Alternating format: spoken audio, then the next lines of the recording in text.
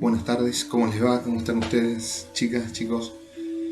Los saludo, espero que estén muy bien, que todo esté bien en sus casas y que su familia también esté muy bien.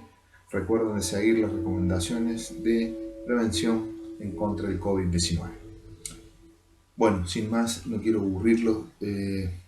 La clase de hoy se va a tratar sobre el objetivo de aprendizaje de la unidad 1 que vimos, que es analizar un gas ideal, ¿ya? Como un modelo a describir.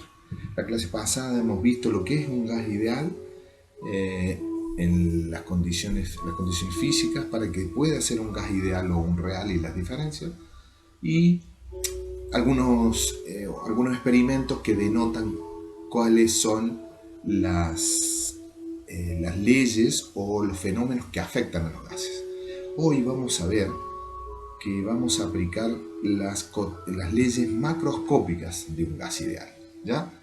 Esas leyes macroscópicas del gas ideal tienen que ver, primero, con el entorno macroscópico de un gas ideal. ¿Qué es? Porque hay un entorno macroscópico y otro microscópico. Nosotros en física nos vamos a centrar en el macroscópico, pero el microscópico también lo vamos a tomar de la parte de la química termodinámica como de la física termodinámica. Entonces, lo microscópico y lo macroscópico, como ustedes lo ven aquí, ya tenemos el elemento, ya tenemos el elemento, ¿verdad?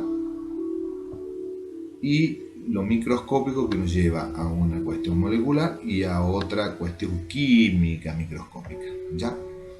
A partir de ello, entonces, podemos decir que conociendo a la materia, así como las propiedades físico-químicas de los elementos y de los cuerpos, son observables en el campo macroscópico, ¿ya? Pero las mismas provienen de la configuración microscópica de cada elemento, ¿ya? Que les acaba confiriendo unas determinadas diferencias respecto unas como la otra. ¿Cuál es el ejemplo? Lo que tengo aquí, la tabla periódica, ¿ya? Que es la descripción química de cada uno de los elementos con número atómico, peso atómico, número másico, ¿ya? Pero recuerden que esa característica química microscópica les da cualidades y propiedades físico-químicas macros. Siguiendo entonces, el nivel macroscópico, ¿sí?, describe la posición o el estado físico concreto de las partículas que integran un cuerpo. ¿Ya? O sea, describe la posición o el estado físico, ¿ya?, de las partículas que integran ese cuerpo, pudiendo resumirse en una ecuación de estado que solo incluye magnitudes extensivas, o sea, magnitudes grandes, como el volumen, la longitud o la masa, y las magnitudes intensivas de promedio, que se llaman, como es la presión y la temperatura, que es a lo que nos vamos a abocar en esta clase de hoy. Cuando hablamos de un objeto, un fenómeno macroscópico, entonces hablamos también de dimensiones geométricas. Ya, por eso es macroscópico. Perdón la línea, pero son dimensiones geométricas.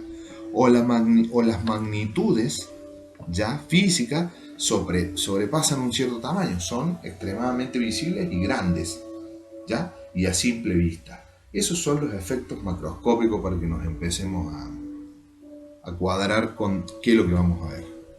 En este sentido, entonces, vamos a ver ahora un video en donde describimos estas leyes macroscópicas a través de los efectos macroscópicos como el volumen, la temperatura, ¿ya?, y la presión, que son variables macros que se ven a simple vista, ¿ya? Y ahí vamos a ver esas tres leyes, ¿ya?, las tres leyes de Boyle, de Gay-Lussac, y vamos a ver cómo describir esa capacidad, esas cualidades de los gases ideales, ¿ya?, para aplicarlos a los reales en esas tres leyes, y cómo son las fórmulas que expresan esa macroscopia, ¿ya? Sin más, entonces, tomemos cuaderno y lápiz y tomemos notas, recuerden, para llevar un registro de todas las clases en su cuaderno, porque van a ser evaluadas actitudinalmente. Pasemos al video inmediatamente.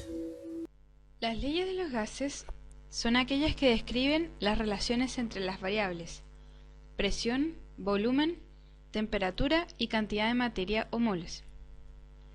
Son 4 leyes y una ecuación que se deduce a partir de ellas: la ley de Boyle, la ley de Charles, la ley de Gay-Lussac y la ley de Avogadro, de las cuales deriva la ecuación de los gases ideales. La ley de Boyle describe la relación entre presión y volumen, de manera que presión por volumen igual a una constante, o bien presión inicial por volumen inicial igual a presión final por volumen final. En otras palabras, el volumen de una cantidad fija de gas con la cantidad constante es inversamente proporcional a la presión. Es de notar que también la temperatura permanece constante. Un ejemplo práctico puede ser la expansión de los globos meteorológicos al ascender. Estos en la superficie de la Tierra tienen un diámetro de aproximadamente 2 metros, y al subir a presiones más bajas llegan a ser del tamaño de una casa. La ley de Boyle puede corroborarse en el comportamiento del aire comprimido en el émbolo de una jeringa. Este es un sistema isotérmico, que quiere decir de temperatura constante. Y este es el gráfico de la ley de Boyle para la expansión de un gas ideal. La ley de Charles describe la relación entre volumen y temperatura, con la presión y la cantidad de moles constante, donde volumen sobre temperatura es una constante, o bien volumen inicial sobre temperatura inicial es igual al volumen final sobre la temperatura final. En otras palabras, el volumen de una cantidad fija de gas es directamente proporcional a la temperatura.